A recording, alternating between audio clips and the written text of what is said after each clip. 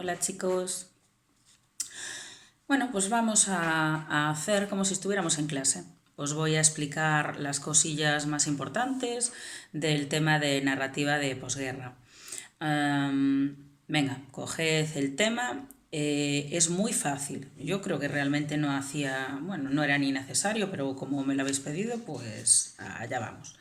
Vamos a ver. Veis que se habla de tres autores principales en el título: Cela, Delibes y Martín Santos. Y os dije, a los que empezaron el tema conmigo, que sería una clase o dos, os dije que habían añadido este año a Carmen Laforet, ¿vale?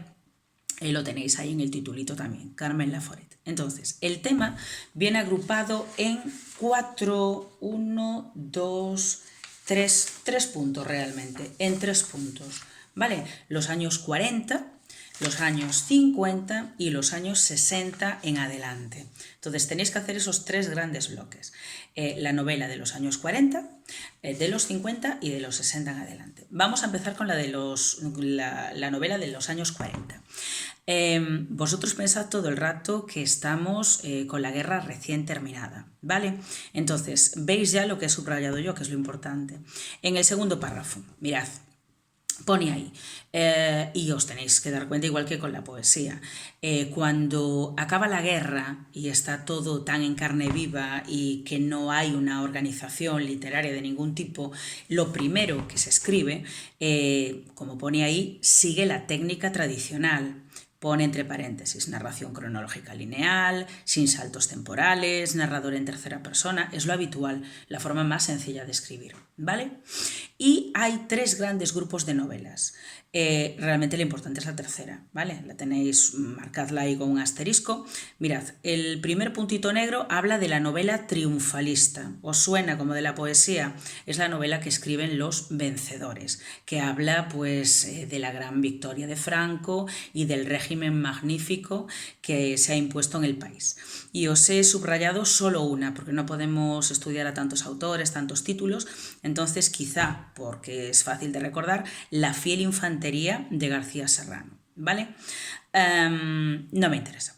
El segundo punto, veis que son novelas que continúan la forma de escribir del siglo anterior. Ya ponía ahí, de corte decimonónico, del siglo XIX, ¿vale? Y la que he subrayado es la que viene ahí de Zunzunegui, que habla, lo pone ahí claramente, de temática de la burguesía. Mirad el título, ¡ay, estos hijos! ¿Vale?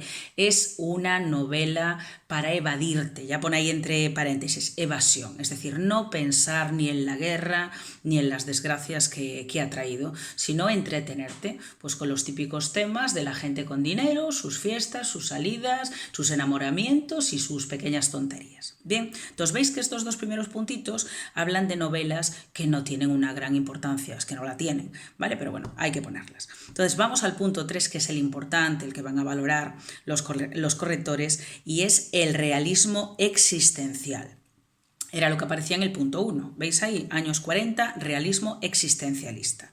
Mirad los títulos que tenéis que chapar obligatoriamente. La familia de Pascual Duarte, de Camilo José Cela, y Nada, de Carmen Laforet, que es la autora que hay que estudiar a mayores de una forma independiente. Vale, he subrayado ya un poquito algo general sobre estas 2 obras. Pone ahí, el personaje es un antihéroe en las dos, enfrentado a una sociedad indiferente u hostil, que plantean temas como la amargura de la vida cotidiana, la frustración, la soledad o la muerte. Tono sombrío y existencial. Vamos a ver, son novelas muy, muy negras. Sobre todo la primera, La familia de Pascual Duarte, tenéis pelis si la queréis ver, es fantástica, es una novelaza. Y ahora os voy a contar un poquito el argumento, igual que en Nada, ¿no? El argumento de Nada. Lo tenéis abajo, veis que están marcados por mí, así con con una especie de corchetitos, el resumen de estas 2 obras. Pero bueno, ya sabéis que yo siempre añado un poco más. Nada. ¿De qué va Nada? Pues ya como siempre lo estudiáis por ahí, pero yo os lo explico un poco a mi manera. Nada cuenta la historia de una chica que se va a vivir a Barcelona para poder estudiar. pero cuando se encuentra allí con su familia, ha ido a vivir al piso de unos familiares, cuando se encuentra con ellos descubre lo que es la ruindad del ser humano. Tú cuando te acoge tu familia esperas pues eso, compañía, complicidad, ternura, cuidados, y ella lo que ve allí es frialdad, envidia, serían capaces de sacarse los ojos los unos a los otros. Entonces va descubriendo cómo está España en esa situación. No es solo la gente del exterior, sino también tu propia familia la que está envenenada, la que está consumida, la que vive alimentada por el odio. ¿Vale? Únicamente encuentra una mano amiga en una compañera de universidad y gracias a eso pues recuperará las ganas de vivir y tendrá esperanzas en, pues eso, de que las cosas pueden cambiar. Es una novela muy gris, muy triste, monótona. Bueno, a mí no me dice gran cosa, pero bueno, si alguien la quiere leer, pues ahí está. Vale, La familia de Pascual Duarte es una gozada de novela. Es muy salvaje, es un poco gore por momentos, cuenta la historia, viene algo por ahí, pero bueno, muy pobre como siempre, ¿no? Cuenta la historia de este hombre que acaba siendo ajusticiado en prisión, acaba siendo asesinado por múltiples crímenes que comete durante toda su vida. La novela en sí cuenta cómo ha llegado a ser así. Es un poco rollo Lazarillo de Tormes, pero claro, Lázaro pues lo único que era fue un pícaro, un superviviente. Pascual es un asesino nato, como el de la película. Se cría en una casa donde todo es violencia, alcoholismo, maltrato infantil, y de ahí nada bueno puede salir. Tiene un hermano que muere ahogado, muy pequeñito, una hermana que en poco tiempo se dedica a la prostitución, muy joven, el padre desaparece en un momento dado y la madre pues tira para adelante con ellos como puede, pero Pascual cree que puede salir de todo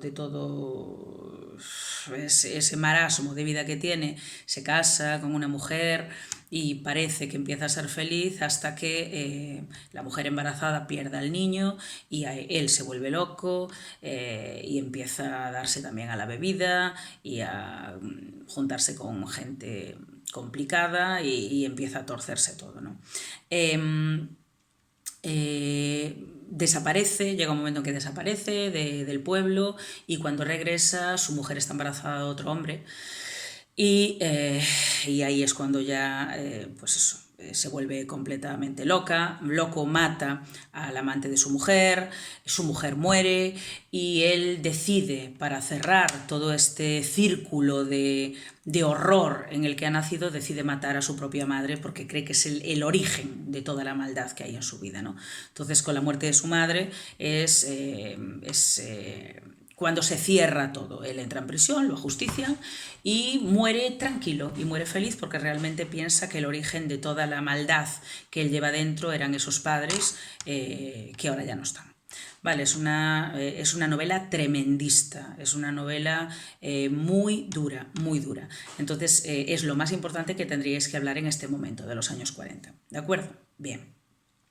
Veis después que pasamos a la novela de los años 50 y en la novela de los años 50 la más importante de todas es La colmena. La tenéis ahí en el segundo párrafo. La colmena también es de Camilo José Cela y se ponía antes como lectura obligatoria en selectividad.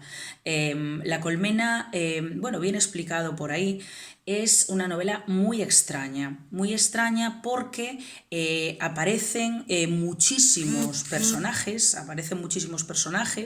ya veis ahí entre paréntesis, protagonista colectivo. Hay algunos que destacan, es verdad, hay algunos que destacan, pero no hay realmente un protagonista como tal, ¿vale? Sino que se cuentan las historias en ese Madrid de posguerra, de hambre, de prostitución, de miseria absoluta, las historias de diferentes personajes que malviven, ¿vale? En torno a diferentes espacios, pues las viviendas particulares, el café de Doña Rosa, que es muy importante en la historia, una mujer muy cruel, que tiene un bar donde toda esta gente entra pues para tomar un simple café, para poder estar calientes un rato, para poder relacionarse con los demás. Vale, es una novela muy dura donde hay momentos en que se ve el terror que tienen los ciudadanos a la policía, que está siempre vigilando, siempre haciendo rondas, siempre controlando a los que aparecen en listas como posibles disidentes del régimen. ¿Vale? Se ve la miseria de las clases más desfavorecidas. Bueno, hay episodios de una truculencia máxima, como hay, por ejemplo, una de las protagonistas se prostituye para poder comprar medicinas a su novio, que está tuberculoso, a punto de morir en la cama. Bueno, os he marcado cositas por ahí importantes. Vale, no es que tenga tampoco ningún cierre especial, porque lo que importa es el presente y ese horrible futuro que les espera a esos personajes. Algunos están abocados incluso al suicidio porque no tienen ninguna solución vital. Vale, es una novela también muy triste. Es cierto que tiene mucha ironía y mucho humor, como típico de Camilo José Cela, ¿no? Pero es una novela terriblemente dura. Y os he puesto ahí, está puesto con mi letra, entonces puede ser que alguien no lo haya entendido, que me gustaría que comentarais, en plan buscar características, en un texto que simplemente ponéis en internet: al niño que cantaba flamenco. Vosotros ponéis Camilo José Cela, La Colmena, y el texto empieza así: al niño que cantaba flamenco. Y con eso ya podéis analizar. Es un fragmento chiquitito, pero brutal. Es un fragmento bastante duro, bastante violento, típico de todas estas obras, e intentáis, después de que leáis bien esta teoría y tal, intentáis señalar 3 características propias de la novela de este momento. No creo que sea muy difícil, se lo podemos hacer otro día. Cuando lo hayáis hecho, pues si queréis me comentáis a ver qué características encontrasteis y tal. Bien, después habla de Miguel Delibes. Miguel Delibes es un autor muy importante, pero yo nunca lo pondría al nivel de un premio Nobel como Camilo José Cela, ¿no? Miguel Delibes aparece ahí con una novela, una de sus novelas más conocidas, que es El Camino, y bueno, he subrayado por ahí, habla de... La temática rural es la que más le interesa y es la que aparece en este texto, ¿no? El Camino es la que aparece ahí. Habla de un niño que empieza a estudiar y se tiene que ir para ello a la ciudad, pero también echa la vista atrás y recuerda toda su infancia en ese pueblo, todo lo que aprendió con sus amigos, el final triste de alguno de ellos. Es una novela también como de paisaje, una novela de iniciación, una novela que es un canto también al mundo alejado de la ciudad. Bueno, ya sabéis, yo siempre me mojo en estas cosas, creo que es aburrida para vosotros, y no he seleccionado ningún fragmento porque no, yo creo que el de La Colmena es 1000 veces más importante. Bien, y después, una vez que hemos hablado de La Colmena y del Camino, aparecen ahí abajo con 2 guioncitos 2 corrientes muy importantes también aquí en esta década de los 50, ¿vale? Que son el realismo objetivo, lo tenéis ahí, el realismo objetivo, y el realismo crítico. Me interesa sobre todo el primero. El realismo objetivo son las novelas que pertenecen a este movimiento, son como novelas escritas o grabadas por una cámara. A ver si soy capaz de explicarlo bien. No hay, o sea, apenas sucede nada, pero es como si una cámara estuviera grabando a una serie de personajes que están hablando, normalmente no hacen nada, pero hablan, y a través de sus palabras pues nos damos cuenta de cómo está el país, de cómo son sus vidas, del estado lamentable, ¿no?, en el que se mueven los personajes en ese momento. Lo pone ahí claramente, es como un narrador cámara.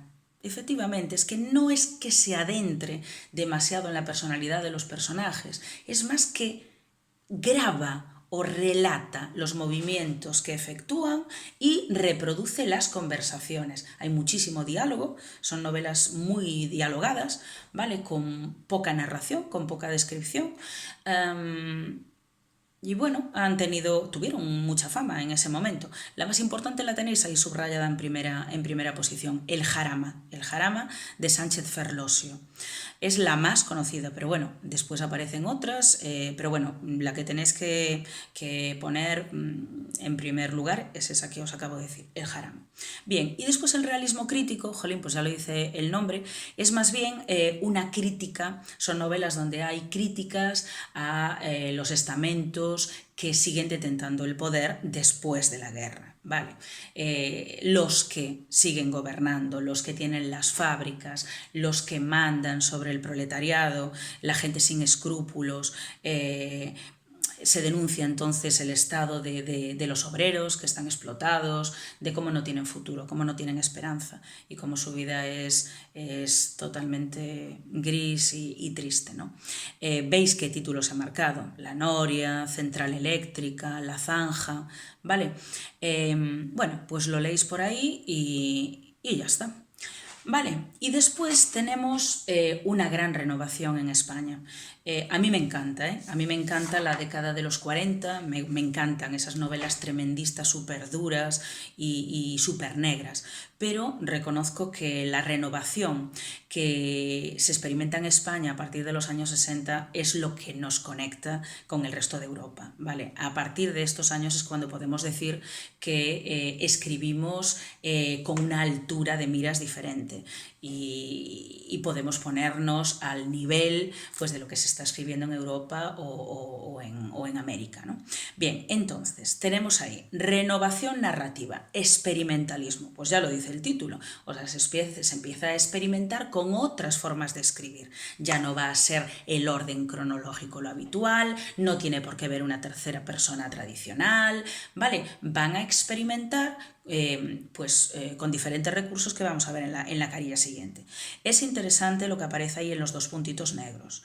¿Quiénes son los que influyeron en nuestra forma de escribir en los años 60? Y tenéis ahí Proust, Joyce, Kafka, Faulkner, Dos Pasos y los grandísimos sudamericanos, Borges, Vargas Llosa, Cortázar, García Márquez. Sabéis que a estos últimos los vamos a trabajar en uno de los temas que nos quedan. Si no tenemos la suerte de volver, que es que me va a dar algo. Si no tenemos la suerte de poder volver, pues os pasaré el tema sin ningún problema y también os lo explicaré. ¿Vale? Entonces, ¿cuál es la novela estrella de este movimiento renovador? Lo tenéis ahí, la tenéis ahí. Tiempo de silencio, de Martín Santos. Este hombre fue un crack, fue un visionario, un tío súper adelantado también a su tiempo, un hombre cultísimo, murió muy pronto en un accidente de tráfico y es una pena porque hubiese hecho obras increíbles como esta. A los lectores de segundo de bachillerato, que son pocos, pero que alguno hay, se la recomiendo encarecidamente. Es una maravilla, es muy complicada, hay fragmentos que son tan barrocos, tan retorcidos que te vuelves loco y te dan ganas de pegar una patada al libro, pero de verdad es una gozada. Hay peli también, ¿vale? Por si la queréis ver. Y bueno, tengo ahí marcado otro fragmento para hacer exactamente lo mismo, para buscar características que ahora explicaré, ¿vale? En la teoría. Buscáis en internet, entráis, ponéis Tiempo de silencio, Martín Santos, y hay una de las entradas que pone Noé in Berlín. Y en esa entrada aparece el texto que quiero que trabajéis y en el que tenéis que extraer del que tenéis que extraer las tres características, ¿vale? ¿Cuáles son esas características? Pues pasamos a la carilla 4 y las veis ahí. Mirad, es todo nuevo, es rompedor y es una forma de escribir diferente. Entonces, primero, perspectivismo. Palabreja, pero es muy fácil. Lo pone ahí al lado subrayado ya por mí. Distintos puntos de vista de diferentes personajes. A ver, nosotros estamos acostumbrados, vosotros pensad, por ejemplo, en Lázaro de Tormes. Nosotros cuando leíamos esa obra, pues estábamos todo el rato siguiendo la historia de Lázaro, él. Él contaba su propia vida desde el pasado, ¿no? Desde que era un niño. Entonces tenemos un único punto de vista. Pero esto ya no se va a hacer en los años 60, sino que la historia va a ser contada desde diferentes puntos de vista. Pues imaginaos que hay un asesinato. Se va a ver el punto de vista del asesino y se va a ver el punto de vista de la víctima, por ejemplo, o del juez instructor. Entonces se enriquece muchísimo la trama, porque no solamente ves lo que opina un personaje, sino, ay, no lo hizo por eso, sino que lo hizo por esto. Lectores, mirad por lo que fue. Entonces es una forma de enriquecer mogollón la historia. Bien, el segundo punto, también súper llamativo, pone ahí elementos antirrealistas. Pues sí, aparecen muchos elementos oníricos del mundo de los sueños, fantásticos, que rompen la acción, que dices tú, pero ¿esto cómo puede ser? Esto no es real. Bueno, pues estamos en un movimiento nuevo, en una década nueva, donde todo se admite. No tiene que ser todo tal cual es en la realidad, sino que se admiten esos elementos que enriquecen o divierten o te sacan de la monotonía de la trama. Y también he marcado ahí la palabra digresiones. Recordad lo que es. Una digresión es cuando estás contando una historia normal y corriente y de repente metes por el medio algo que no viene a nada. ¿Vale? Pues aparece en algún texto, pues imaginaos, me lo voy a inventar todo, pero imaginaos que está contando la historia de un asesinato y de repente por el medio pues aparece un fragmento de un periódico donde se habla pues yo qué sé, pues de un accidente de tráfico que, o sea, son cortes en el argumento, cortes en la acción que aparecen con muchísima frecuencia. Bien, después en el punto 3 veis que lo pone claramente, el espacio y el tiempo se rompen, hay flashbacks, hay flash forwards, ¿vale? Se juega con el tiempo para que no sea la línea cronológica habitual que un lector medio pueda seguir. O sea, se requiere un lector un poco hábil, que sea capaz de entender esos saltos y de viajar constantemente, ¿vale? Bien, después en el punto 4 habla de lo que ya nos sonaba de otros temas, ¿no? Esos finales abiertos, novelas abiertas, ausencia de desenlace, ¿vale? Y he subrayado algo muy interesante, que bueno, por lo que dije arriba os lo podéis, ya vais uniendo unos puntos con otros, pone ahí, historias que se van entrelazando al modo de un puzzle, ¿vale? Pues empieza a contar la historia de un personaje, de repente te mete otra, de repente habla de 10 años después, de cómo aquel personaje del principio, 10 años después, está no sé dónde, o ha terminado los estudios tal, o sea, es muy saltarín, son argumentos muy saltarines. Hay que estar muy atento porque si pierdes nombres de personajes, momentos que quedaron cortados atrás y que luego se retoman, ¿vale? Por eso son novelas que requieren incluso hacer un pequeño esquemita, con nombres, ¿sabes? Este con este con este. Yo solía hacerlo cuando trabajaba estas novelas. Bien, en el punto 5 aparece algo pues muy llamativo. A mí no me gusta mucho, pero bueno, es una técnica novedosa. Y es lo de no utilizar ni un solo punto a lo largo, por ejemplo, de 3 páginas. ¿Para qué es? Aparte para volvernos locos, pues para que el lector, claro, sea tan hábil de ir haciendo las pausas donde tocan. Entonces, un buen lector va leyendo e inconscientemente va realizando esas pausas, va parando, tal, y una persona que no se está enterando de nada, pues tira y se ha perdido, definitivamente, ¿no? Bien. Y en el último punto, ya lo he insinuado antes, pone ahí la técnica del collage. El collage sabéis perfectamente lo que es, de plástica, de cuando hacíais plástica. Bueno, pues aquí lo mismo. Aparece, como os dije antes, tú estás leyendo una carilla normal y de repente aparece una imagen de un periódico o aparece un dibujo de un objeto. Tenéis ahí, aparecen por el medio fotografías, diferentes tipos de letras, anuncios de periódicos, informes policiales, es decir, textos que normalmente en una novela no aparecían antes. Ahora, claro, con las novelas modernas estamos acostumbrados, pues, por ejemplo, hasta encontrarnos por el medio de una historia una página en blanco, ¿vale? Para que el lector, pues, imagine cómo puede seguir la historia. Hay muchas técnicas para sorprender al lector, pero que se hicieran en los años 60, pues claro, a lo mejor no lo sabíais, ¿no? Bien, si cuando os digo que todo está inventado, es que todo está inventado.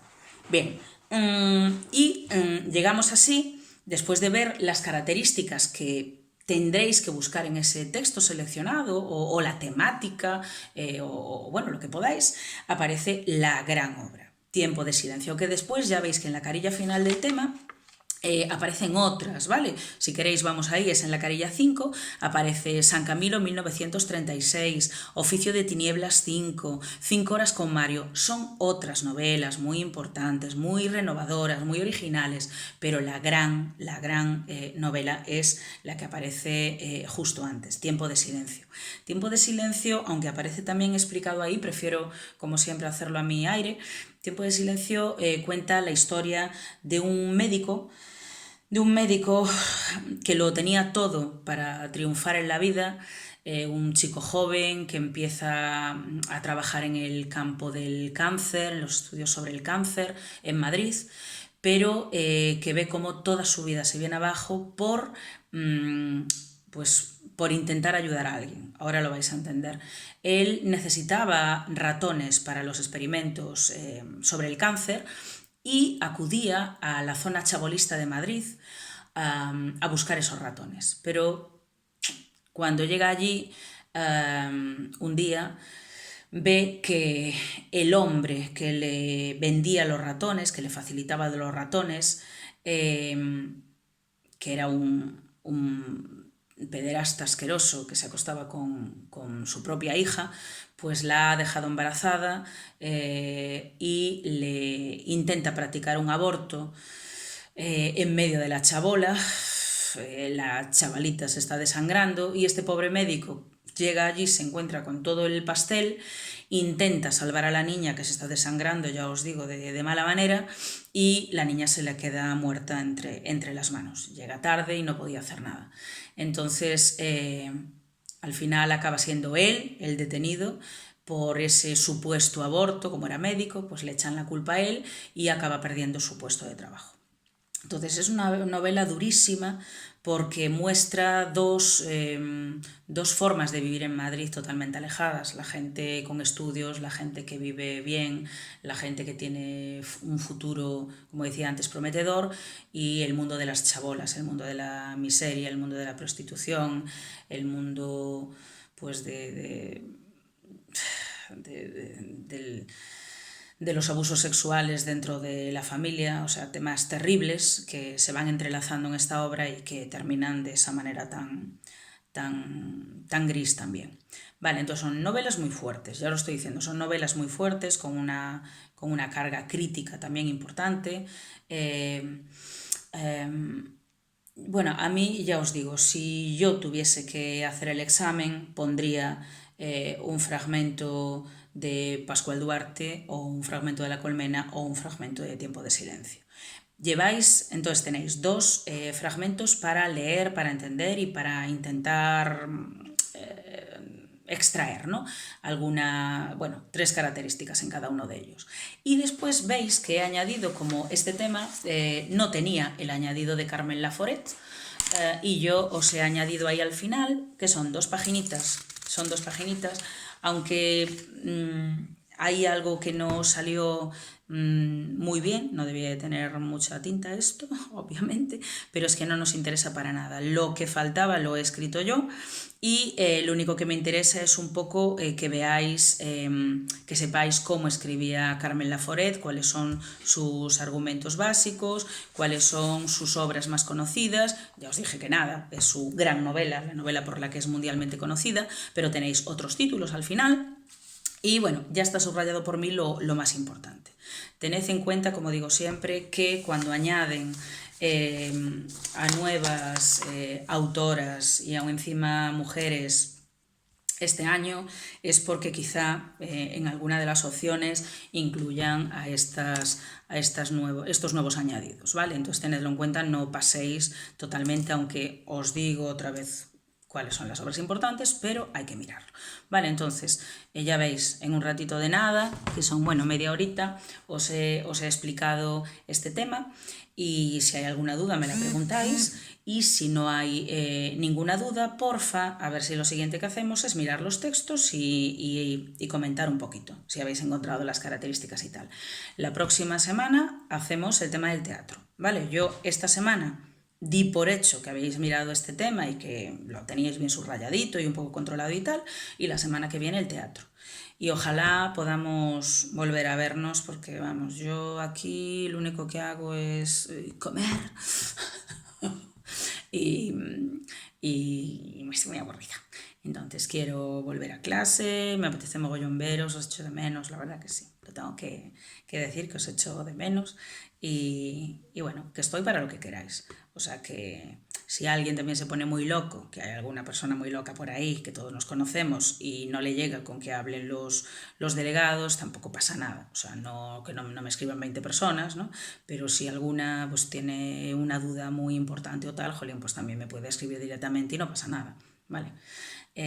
Bueno, chicos, pues nada, que un besito para todos, que intentéis aguantar, que estudiéis un montón, porque aunque se haya pospuesto la ABAU, pues yo ya leí que más del 10 de julio, más allá del 10 de julio, no se podrá posponer. Entonces, bueno, os viene bien por una parte para seguir estudiando, pero por otra, pues yo qué sé, esto no, esta situación en general, pues no ayuda mucho a la cabeza. Espero que vuestros padres y abueliños que estén bien, y aquí estamos todos bien, perras incluidas. Y nada, que cualquier dudita, pues ya sabéis, me preguntáis. Un besito para todos. Y que no se ría nadie, por fin.